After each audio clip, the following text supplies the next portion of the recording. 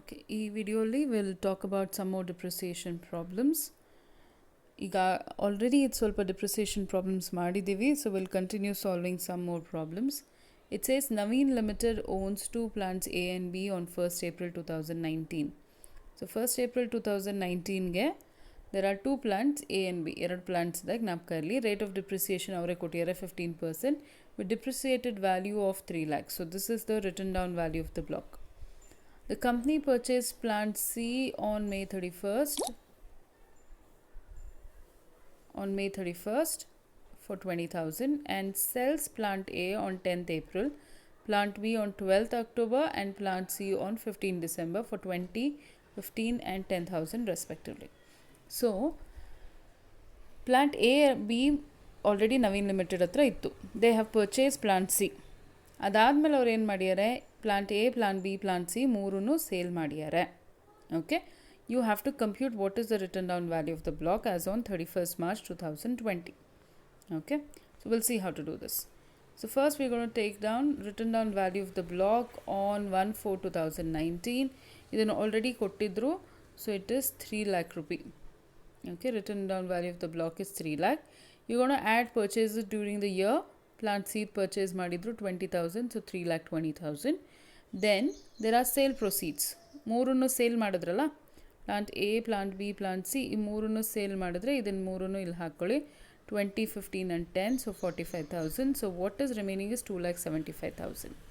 But ಇಲ್ಲಿ ಏನಾಗಿತ್ತು, ನಮ್ಮ ಹತ್ರ ಇದ್ದಿದ್ದು ಮೂರು ಪ್ಲಾಂಟು, ಯಾವುದ್ಯಾವುದು ಎ, ಬಿ, ಆಮೇಲೆ ಸಿ ಪರ್ಚೇಸ್ ಮಾಡಿದ್ರು. But all the 3 are been sold. Okay, all the 3 are sold. So you have a balance here. Balance ಇದೆ, ಆದರೆ ಅಸೆಟ್ ಇಲ್ಲ. ಓಕೆ, ರಿಮೆಂಬರ್ ನಾನು ನಿಮ್ಗೆ ಹೇಳಿದ್ದೆ, ಕಂಡೀಷನ್ ಏನು ಅಂದರೆ ಈ ಬ್ಯಾಲೆನ್ಸ್ ಪಾಸಿಟಿವ್ ಆಗಿರಬೇಕು, ಜೊತೆಗೆ ಅಸೆಟ್ ಕೂಡ ಇರಬೇಕು, ಆಗ ಮಾತ್ರ ಡಿಪ್ರಿಸಿಯೇಷನ್ ಚಾರ್ಜ್ ಮಾಡ್ತೀವಿ, ಇಲ್ಲಾಂದರೆ ಮಾಡಲ್ಲ ಅಂತ ಹೇಳಿದ್ದೆ. That's why here the normal depreciation will be nil. Okay, nil ಆಗುತ್ತೆ. Written down value of the block ಕೂಡ ನಿಲ್ ಆಗುತ್ತೆ, because all the plants are sold, hence no depreciation can be charged and no written down value of the asset will exist. ಬ್ಲಾಕೇ ಇರಲ್ಲ. So ಅದೇನು value ಮಿಕ್ಕಿರುತ್ತೆ, ಇದು ಈ value ಏನು ಮಿಕ್ಕಿರುತ್ತೆ ಇದನ್ನು ನಾವು losses ಅಂತ ತೊಗೋತೀವಿ. It will be capital loss and it will be shown in to your books of accounts as capital loss. Capital loss ಅಂತ ತೋರಿಸ್ತಾರೆ, ಇಲ್ಲಿ ಅದು ಬರಲ್ಲ, ಈ ಹೆಡ್ಡಿಂಗಲ್ಲೇ ಬರಲ್ಲ. Okay, next one. It says books of XYZ Limited disclose the following details. Written down value of plant and machinery as on 1/4/2019 1 lakh. Cost of new machinery purchased and put to use 60,000. So our 60,000 purchases and togotivi, so it is 1,60,000.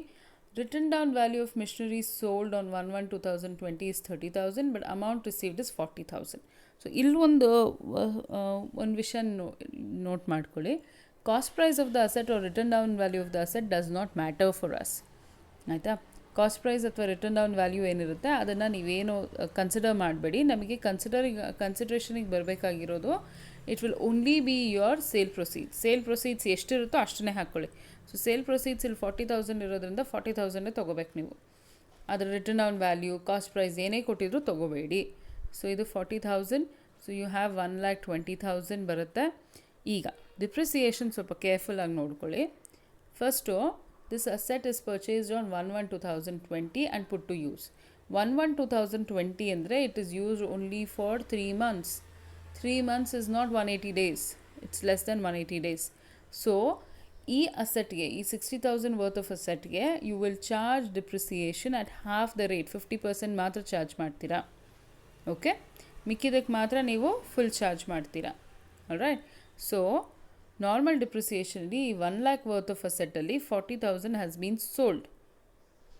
All right, 40,000 sale ಮಾಡಿದ್ದಾರೆ. Sale ಮಾಡಿರೋದನ್ನ ಅದರಿಂದನೇ ತೊಗೊಳ್ಳಿ. So 60,000 ಮೇಲೆ 15% is 9,000 rupees. Okay, ಹಳೆ ಮಿಷಿನಲ್ಲಿ, 1 ಲಕ್ಷ ರೂಪಾಯಿ ಮಿಷಿನಲ್ಲಿ 40,000 is been sold. ಆ written down ವ್ಯಾಲ್ಯೂನ ಏನು ಕನ್ಸಿಡರ್ ಮಾಡಬೇಡಿ, ನೀವು 40,000ನೇ ತೊಗೊಳ್ಳಿ. 40,000 is sold, so you have 60,000 remaining. 60,000 ಮೇಲೆ 15%. ದೆನ್ ಈ ಹೊಸ ಪರ್ಚೇಸ್ ಇತ್ತಲ್ಲ 60,000 ವರ್ತ್ ಆಫ್ ಅಸೆಟ್, ಆ 60,000 ಮೇಲೆ 15% ಡಿಪ್ರಿಸಿಯೇಷನ್, ಬಟ್ 50%. ಯಾಕೆ 50% ಅಂದರೆ it is purchased on 1/1/2020 and is used only for 3 months. So no 180 days ಆಗಿಲ್ಲ. ಅದರಿಂದ ಅದಕ್ಕೆ ನಾವು ಬರೀ 50% ಮಾತ್ರ ಚಾರ್ಜ್ ಮಾಡ್ತೀವಿ. So 4,500. Then additional depreciation apply ಆಗುತ್ತೆ because it's a plant and machinery. Additional depreciation ನಮಗೆ ಬರೀ 60,000 ಮೇಲೆ ಹೊಸ ಪರ್ಚೇಸ್ ಮೇಲೆ ಅಟ್ 20%, ಬಟ್ ಅಟ್ 50%. ಯಾಕೆ 50%? ಅಗೇನ್ ಸೇಮ್ ಥಿಂಗ್, 180 ಡೇಸ್ ಆಗಿಲ್ಲ ಅದಕ್ಕೆ. ಸೊ 6,000 rupees ಆಗುತ್ತೆ. ಸೊ ಒಟ್ಟು 19,500.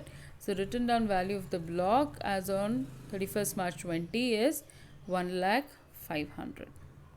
ಓಕೆ, 1,05,000 ಆಗುತ್ತೆ. All right. Okay, now the next question. The car was purchased on 10th July 2017 for 1,20,000. Car is used for business as well as personal purpose. Compute depreciation. Rate of depreciation is 15%. So, ಇದು purchase ಮಾಡಿರೋದು 10th July 2017 All right. So, 17ಇಂದ ನೀವು you have to start calculating depreciation, and it is used for both business and for personal purpose. Business purpose, personal purpose ಎರಡನ್ನೂ use ಮಾಡಿದರೆ ಅವರು ನಿಮಗೆ ratio ಕೊಡಬೇಕು, ಎಷ್ಟು business ಪರ್ಪಸ್ಗೆ use ಮಾಡ್ತಾರೆ, ಎಷ್ಟು ಮಟ್ಟಿಗೆ ಪರ್ಸ್ನಲ್ಗೆ ಯೂಸ್ ಮಾಡ್ತಾರೆ ಅಂತ. ಕೊಟ್ಟಿಲ್ಲ ಅಂದರೆ you have to assume 1/3 is for personal use and the rest of it is for business use ಅಂತ. All right. ಸೊ ಇಲ್ಲಿ ನಾವು ಅಸೆಸ್ಮೆಂಟ್ ಇಯರ್ 18-19 ತೊಗೊಂಡಿದ್ದೀನಿ. ಅಸೆಸ್ಮೆಂಟ್ ಇಯರ್ 18-19 ಅಂದರೆ ಪ್ರೀವಿಯಸ್ ಇಯರ್ 17-18 ಅಂತ. Okay, because it is purchased on 10th July ಅಲ್ವಾ. So 10th July 2017-18ಇಂದ July ಅಂದರೆ it is use for more than 180 days. So normal ಡಿಪ್ರಿಸಿಯೇಷನ್ನೇ ಕ್ಯಾಲ್ಕುಲೇಟ್ ಮಾಡ್ತೀವಿ. So cost of the car is 1,20,000. Normal depreciation is on 1,20,000, 15% is 18,000. But as I said it is use for personal use also. Personal ಯೂಸ್ಗೂ use ಮಾಡೋದ್ರಿಂದ 1/3 ಅದರಿಂದ minus ಮಾಡಿಬಿಡಿ, deduct ಮಾಡಿಬಿಡಿ. So remaining only you should take 12,000. So you have written down value of the block as on 31st March 2018 ಇದು. Okay, 2018ಗೆ 1,08,000 ಇದೆ. So next we will see for 1920. ಇದು assessment year 1920. ನಮಗೆ assessment year 2021ವರೆಗೂ ನಾವು ನೋಡಬೇಕು. So assessment year 2021ಗೆ cost of the car is 1,08,000. You have normal depreciation, which is 15% of 1,08,000, which is 16,200. 1/3 is for personal use, so 5,400 ಇದರಿಂದ deduct ಮಾಡಿದ್ರೆ you have the block of the asset will be 97,200. Okay, ಇದು 2019ಗೆ. The same thing we going to apply for 2020 also. 20ಗೂ ಇದನ್ನೇ apply ಮಾಡ್ತೀವಿ. We'll take the return on value of the car. ಅದಕ್ಕೆ normal depreciation 15% will be 14,580. 1/3 for personal use will deduct. Remaining depreciation is so much. So written down value of the block is 87,480. This is what they're asking you. 87,480 is the answer.